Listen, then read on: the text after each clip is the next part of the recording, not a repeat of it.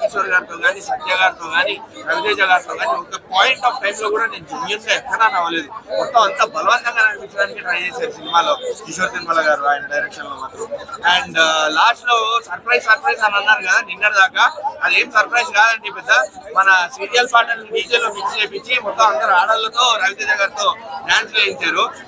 Maybe serial పాటలకి nostalgic గా correct అవుతాం అనుకున్నారు ఏమో, లేదండి అసలు డిస్కనెక్ట్ అయిపోయాం. అప్పటికే సినిమా మీద విరక్తి వచ్చేసింది, సినిమా మీద ఫ్రస్ట్రేషన్ వచ్చేసింది. ఆ పాయింట్ ఆఫ్ టైమ్ లో నువ్వు మళ్ళీ సంబంధం లేకుండా ఏదో డీజే పాటలు పెట్టి అందులో సీరియల్ పాటలు పెడితే ఇంకా జనాలు ఎక్కడ ఎంటర్టైన్మెంట్ ఫీల్ అవుతారు? బస్ మీరే ఆలోచించారు ఒకసారి. కిషోర్ గారు అండ్ రవితేజ అన్న ప్లీజ్ మంచి సినిమాతో రండి. మీరు మళ్ళా సినిమా తీస్తే మళ్ళా మేము వస్తున్నాం సినిమాకి, కాకపోతే ఈసారి మంచి సినిమాతో వస్తారని చెప్పి ఒక చిన్న హోప్ తో వెళ్ళిపోతాం ఇప్పుడు అంతే. అంత మంచి స్టోరీ అంత పెద్ద హీరోయిన్ వారు వాడుకుంటున్నారు తెలియదు. నాకైతే నచ్చలేదు. సంక్రాంతి బరిలో ఉంటుందా?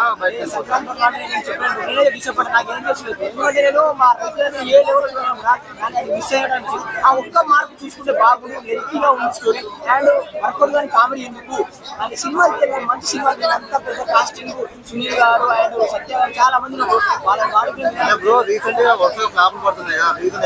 చూసుకోవాలి మంచి స్టోరీ చేయాలి. సంక్రాంతి ఇంటికి కొడతాను ఎందుకంటే నేను ఇప్పుడు జెన్యూన్ రివ్యూ చెప్తానా. ఇప్పుడు సినిమా హిట్ కాదు ప్రజలు కూడా చూడాలి కదా, చూసుకొని తీస్తే బాగుంటుందా ప్లీజ్ అని.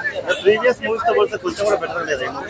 ప్రీవియస్ మూవీస్ ఎంటర్టైన్మెంట్ బాగుంటుంది, అందరూ ఎంటర్టైన్మెంట్ బాగుంటుంది.